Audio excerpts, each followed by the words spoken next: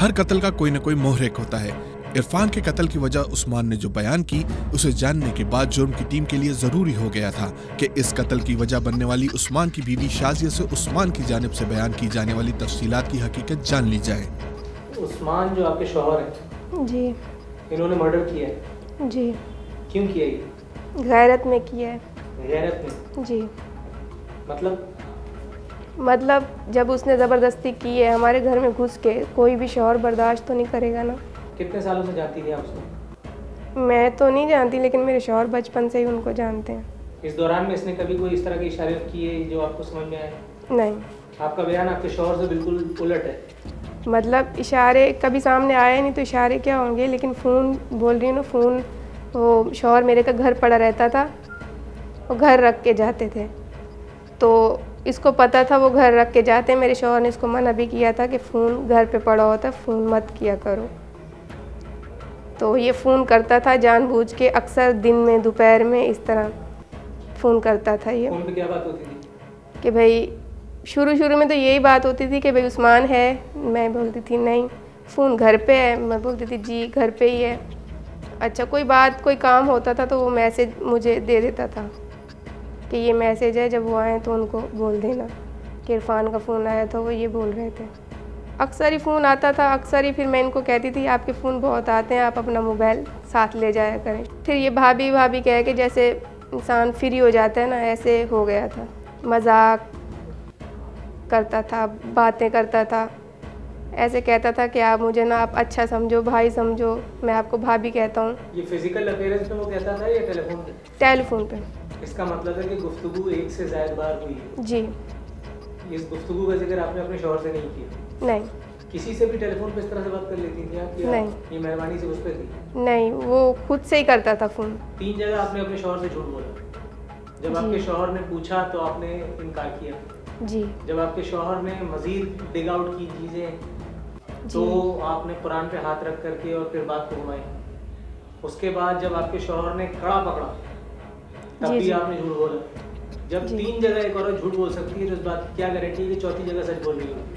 मैंने इसको, जब वो ज़्यादती करके गया था शाम में, मैं बहुत सहमी हुई हालत में बैठी हुई थी। जब ये आया, वो ज़्यादती कैसे कर सकता है जब एक बंदी उसके साथ उसकी अंडरस्टैंडिंग डेवलप हो गई टेलीफोन पे? नहीं, वो भाभी के हद तक था।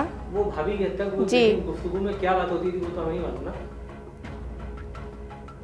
वही होती थी और फिर वो आगे बढ़ने लग गया, आप मुझसे शादी करें, उस तरह। फिर मैंने उसकी अम्मी को शिकायत भी दी, उसकी अम्मी भी उसके साथ मिली हुई थी उसकी।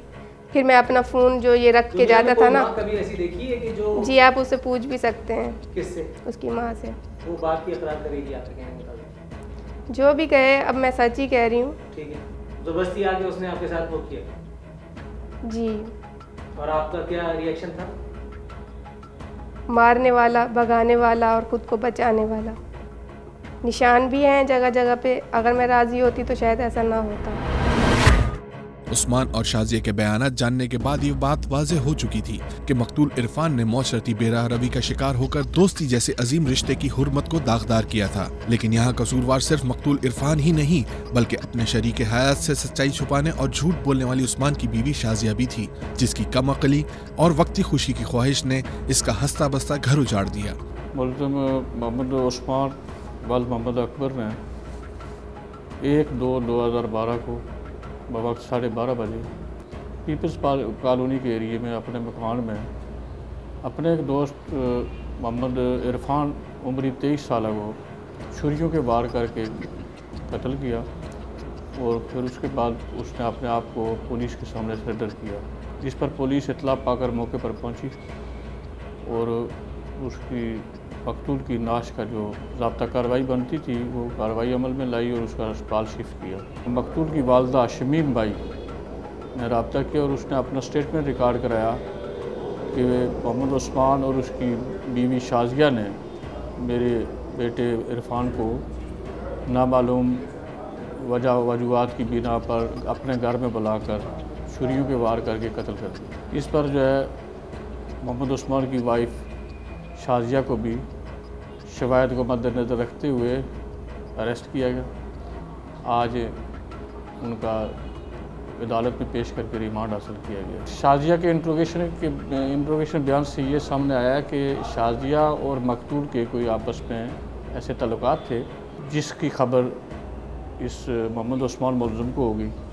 उसने अपने बीवी से असल हक़ाइक़ जानने चाहिए। उसमें उसने सख्ती और जबर भी अमल में लाया। उसके बाद उसने बताया कि हाँ, वो आपकी अदम मौजूदगी में मेरे घर में आता जाता है। तक़वियत मिली उस शक को इस सूरत में कि जब उस मुलज़िम का वो कंगन जो है वो मुलज़िम के घर में मिला, मकतूल का कंगन, उससे उसको पूरा यकीन हो गया कि ये शख्स मेरी अदम मौजूदगी में मेरे घर में दाखिल होता है। इस पर उसने पहले एक दफ़ा मुलज़िम के इंट्रोगेशन बयान से ये सामने आया कि मुलज़िम उसके घर पर भी गया है प्रिपेयर होकर कि मैं उसको उसके घर में कत्ल कर दूंगा, लेकिन वहाँ कोई उसको मौका नहीं मिला। फिर उसने एक अपनी वाइफ से फ़ोन करा के अपने ही घर बुला लिया उसको। जब वो घर में आया तो ये बाथरूम में छुपा हुआ था, तो उसकी बीवी ने जब उसको अंदर आने के लिए अलाउ किया, ये कह कर के मेरा मियाँ घर पे नहीं है, तो अलाउ किया। तो जब मुलज़िम ने जो है उसको छुरियों के वार करके कत्ल कर दिया। तो असल बुनियाद तो औरत की है, क्योंकि इसी ने अपने ऐसे नाजायज़ ताल्लुकात कायम किए थे उससे। और फिर जब मियाँ को पता चला तो उसके साथ उसने तावन किया और मनसूबाबंदी की और उसके बाद उसको कत्ल किया दोनों ने मिलकर। शाजिया जो है वो शरीक जुर्म है, इयानत नहीं है। तो शरीक जुर्म के लिए बिल्कुल इक्वल कानून में सज़ा मुकर्रर है, उसमें किसी को कमी बेशी नहीं है।